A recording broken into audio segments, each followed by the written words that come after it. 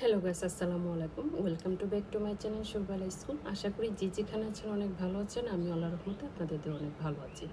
আজকে আলোচনা করব এলএলবি পাস কোর্স করে আপনি একজন আইনজীবী হয়ে কতটা সম্মানজনক কাজ করতে পারবেন এবং সমাজে আপনার স্থান কতটুকু।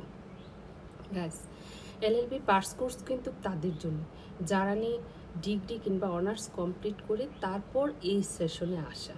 আচ্ছা, এখন আপনি প্রায়ই অনেক দেখা যায় যে শিক্ষিত বেকার থাকে, তারা বিভিন্ন কাজে লিপ্ত থাকে, ততটা সম্মান পাওয়া যায় না। তাহলে যদি আপনি একজন পাস কোর্স করে যদি একজন সম্মান অর্জন করতে পারেন, সেটা আপনার জন্য কতটা জরুরি বা আপনার জন্য কতটুকু উপকৃত আসবে সেটা আপনি নিজে বুঝতে পারছেন। গাইস, এলএলবি পাস কোর্স করা তেমন কঠিন কোনো বিষয় নেই।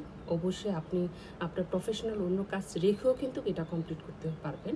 এবং এইরকম কোনো কিছু ভয়ের কিছু নেই যে আপনি চাকরি করতেছেন আবার পাশাপাশি পড়াশোনা পারবেন কিনা, সংসার এরকম পারবেন কিনা, এরকম মোটে ভয়ের কোনো কিছু নেই। আপনি কিন্তু এলএলবি 2 বছরের এই কোর্সটা করে আপনার সমাজে সম্মানী একটা স্থানের মধ্যে পৌঁছে যেতে পারেন শুধু এই পাস কোর্সটি করে। দেখেন, আপনি যখন 2 বছরের কোর্সটা করে ফেলবেন, আপনার ভারের সনদের জন্য একটা পরীক্ষা দিবেন। অবশ্যই আপনাকে অন্তত দৈনিক 1 ঘন্টা হলেও আপনাকে ওই পড়াশোনার জন্য ব্যয় করতে হবে। তাহলে অবশ্যই আপনিও আপনার লক্ষ্যে পৌঁছাতে পারবেন। তাহলে আমরা যদি পরিশ্রম করে একটা সম্মানের স্থানে যেতে পারি, তাহলে অবশ্যই আমরা সেই কাজটা করব।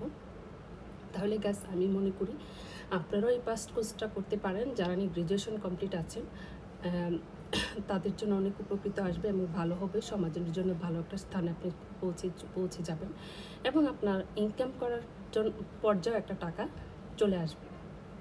তাহলে এক পর্যায়ে আমরা সম্মানও পাচ্ছি, আরেকদিকে আমরা এক ধরনের আর্ন করতেও পারছি। তাহলে কি এলএলবি পাস কোর্সটা কি আমরা করতে পারি না? অবশ্যই করতে পারি।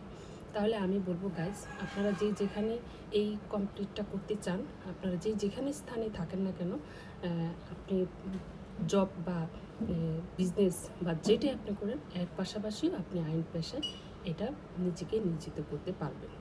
Thank you. আসসালামু আলাইকুম।